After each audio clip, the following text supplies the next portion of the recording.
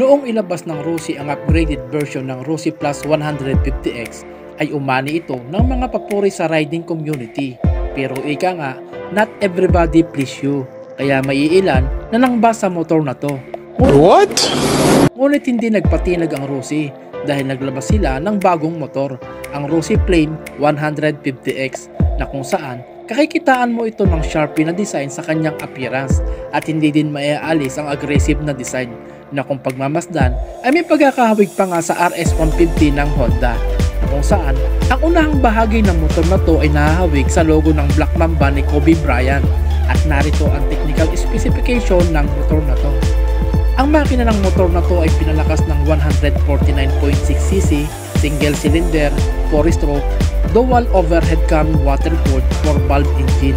Ang maximum power ng motor na to ay 16.76 horsepower at 9,500 RPM at ang maximum torque ay 14.5 Nm at 8,000 RPM.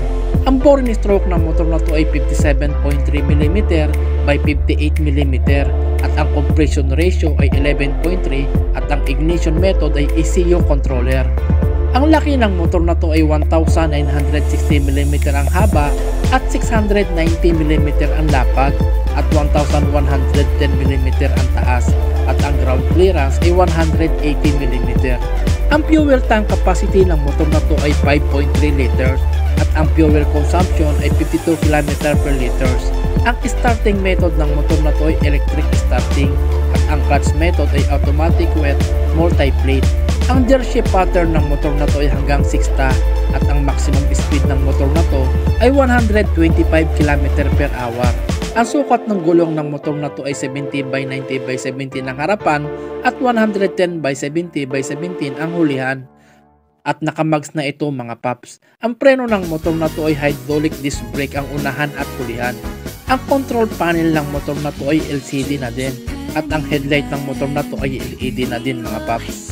Bali hanggang dito na lamang ang maikling content ko at sana'y nagustuhan nyo. Pakisubscribe na lang din po, then hit the notification bell para updated ka po sa lahat ng video na aking ilalabas. Maraming salamat.